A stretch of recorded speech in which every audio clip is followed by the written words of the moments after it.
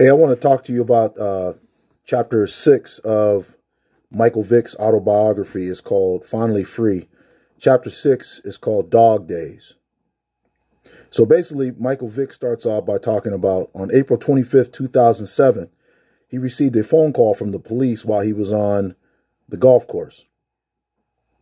He says that the reason why he got this phone call, because he had a cousin named Devon Brady. He got arrested, and they, with some marijuana or whatever, something like that. And he gave the address of 1915 Moonlight Road in Virginia. And that was a property that Michael Vick had owned. And the police told him, the police person that called him told him that when they had raided the property, they raided the property that Devon had told them about, they found evidence of dogfighting there. So I guess Michael Vick contacted his lawyer. His lawyer asked him if he had been involved with the dogfighting, if he knew anything about it. He initially told him no. So that's how the chapter starts.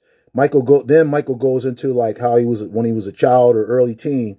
He owned his own dog called Midnight, and he said he was a dog lover, loved his dog. Matter of fact, when he worked so that he could make money to feed his dog.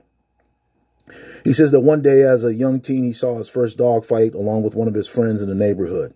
That kind of like sparked his fascination with dog fighting. He says, like, the people would hold the two dogs up to each other. They would lash out at each other, bite each other, bark at each other. And that just the excitement of that, just the whole setting of that fascinated him.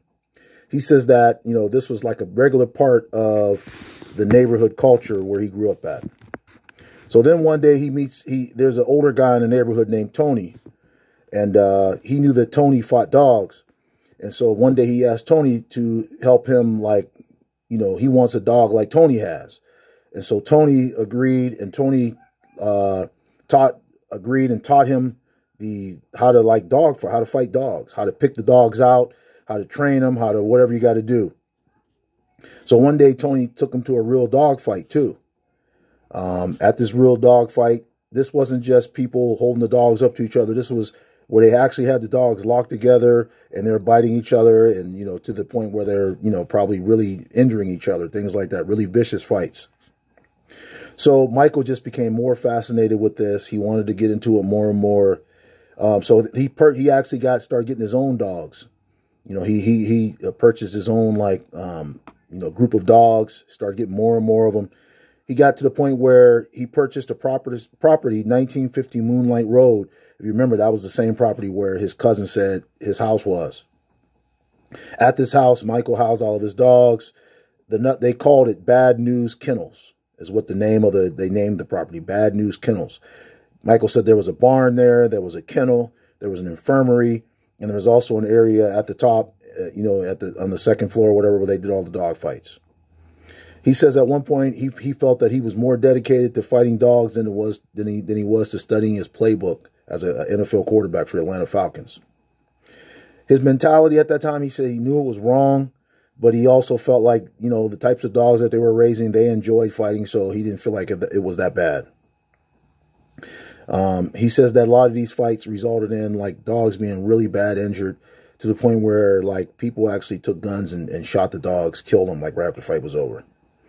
In several points in the chapter, Michael shows remorse. He shows he knows that he says under lots of times that he understands that choosing that type of life to hurt dogs, to have dogs fight, he understands that it's wrong. He says now that he thinks back at it, it actually sickens him. When he got out of prison, he actually did a documentary, and one of the things they did was go back to the old property where he used to fight dogs, and he said it nauseated him to even go back to the property. In 2007, his friends that he used to dogfight with, they all testified against him. They testified of his involvement, and he was like the leader of it all. He says that his dad even spoke negatively of him. This really hurt him bad, hurt their relationship. He stopped talking to his dad. Felt like his dad was jealous of him because he wouldn't give his dad like a lot of money. But he said he was already paying for an apartment, paying for his bills, that type of stuff. He said the NFL commissioner would not talk to him anymore. The only contact they had with the NFL commissioner during this process when he was getting indicted was he would send somebody out to drug test him every 2 weeks. Mr. Blank, the owner of the Falcons, Said he wouldn't speak to him anymore during this process. He even went after Michael's. He wanted his signing bonus back, $20 million signing bonus. They end up getting, I think, 14, maybe 14 million of it back. Michael kept 6 million. 2007, Michael pled guilty to, a dogfight conspiracy, and he was running a dogfighting ring. At the end of the chapter, Michael talks about how the time that he received, he feels like he deserved it, and he feels like this was God's way of, this is what you deserve for what you've done.